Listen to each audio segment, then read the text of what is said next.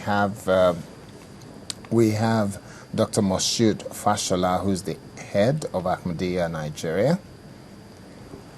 And also in the studio, we have the head of mission and chief imam of Ansaruddin, Imam Abdurrahman Ahmed. Good morning and welcome.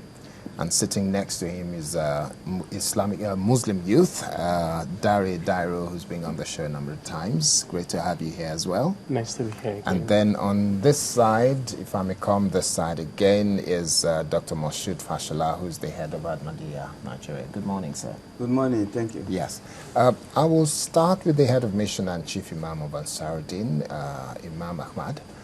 Sir, the essence of Ramadan, we cannot overflog it. It's one that keeps coming back year on year. We have to remind ourselves that this is a very serious issue. Can you run through what would you say to Muslim faithfuls and even non-Muslims in terms of the essence of Ramadan? Well, the essence of Ramadan is to learn God consciousness, that He's always there and watches over you. And that will help you to develop selflessness, discipline, fellow feeling, generosity, and you know, when you fast in the month of Ramadan or in other months, you know, a lot of things are happening.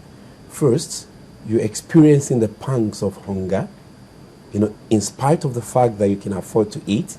So you know what the poor feels, those who cannot afford to eat. Now, of course, you're more conscious. You watch what you say, you watch the company you keep, you watch the things you do. I understand that even the rate of weight you carry drops during the month of Ramadan.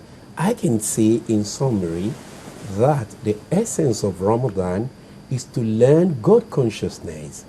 The fact that He is always there, whether in Ramadan or out of Ramadan, whether in the privacy of your bedroom or out there. He is always there watching over you. He sees you. He keeps a record of everything that you do. That's number one. Number two is to learn discipline, self-denial. There are things you could do and you'll go away with it because no one sees you, you know, and you will not do it. And thirdly, you also learn sharing, giving, generosity, you know, share with others because you now put yourself in their position and you know how they feel. Okay. Now, let me come to Dr. Moshood Fashola. Now, when you look at that period, there is supposedly a sober reflection that goes on. Do you feel in Nigeria today that the period of fasting has afforded us that opportunity? Thank you very much indeed. It appears many people don't understand the import of the fasting. We seem to concentrate more on rituals than the essence of the ritual. I feel that the month of Ramadan is for us to reflect, like the chief missioner of Allah said, on God consciousness. What does God want? We are celebrating the revelation of Quran in Ramadan. The best to celebrate it is to fast and become less worldly and reflect on the commandments of Allah. What is the will of God? What does He want us to do? Year in, year out, for decades we have been fasting in Nigeria. We have been seeing the consequences of the fast in terms of blessings of God Almighty. So why are we not seeing the consequences? Yes, because we don't seem to understand the purpose. The purpose is to discover the will of God and what He wants from us. God has been defined in Islam as Ar-Rahman, one whose grace covers everything, every creature, God of all creation. Ar-Rahim, one whose mercy is so profound.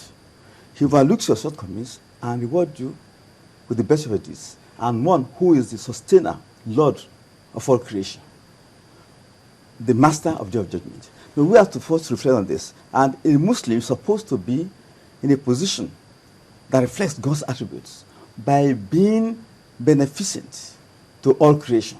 Whatever a Muslim is, he should be helpful, beneficial to all creation, like God himself, whose grace does not discriminate. And furthermore, he's merciful.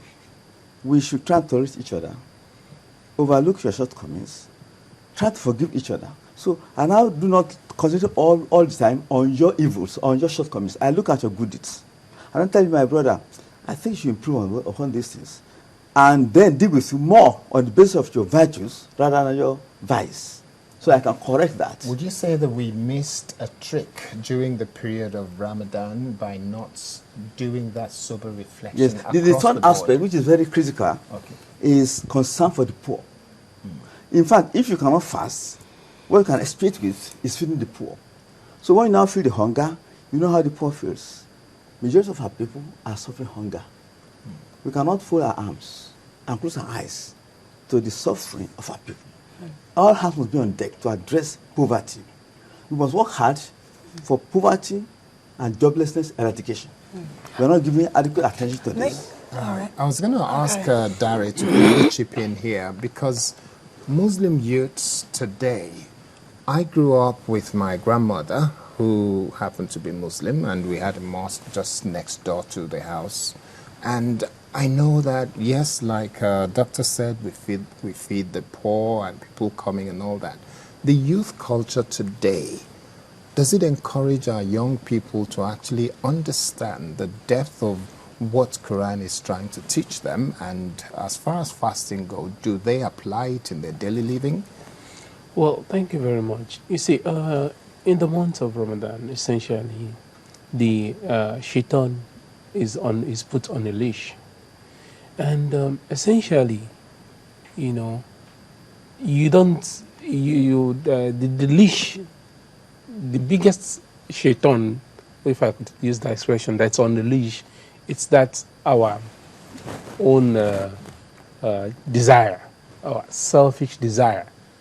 Okay?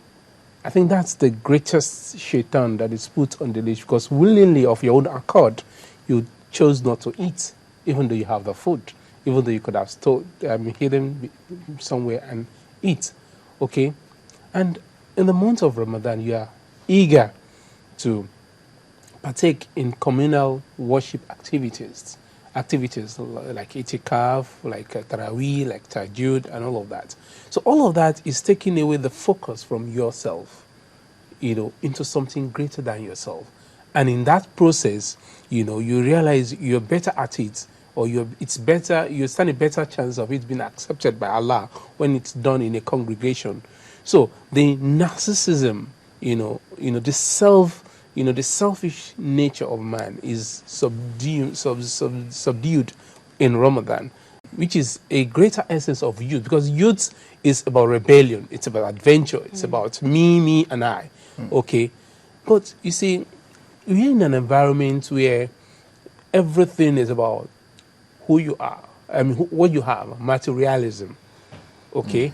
So, it's... so is our culture, the youth culture today in Nigeria, is it creating a cog in the wheel of progress of Islam? Definitely. And an easy index to that, look at the kind of entertainment, so to say, or pornography we call entertainment, or in radio and TV, on television and so on. You understand? Yes. If it's not glorifying wine, alcohol, it's talking about that, you understand, and acquiring money, not talking about how and all of that. So all of that, which is now portraying as the essence of being a youth in Nigeria today, it's much antithetical to, because the essence of Islam, is to edify the intellect.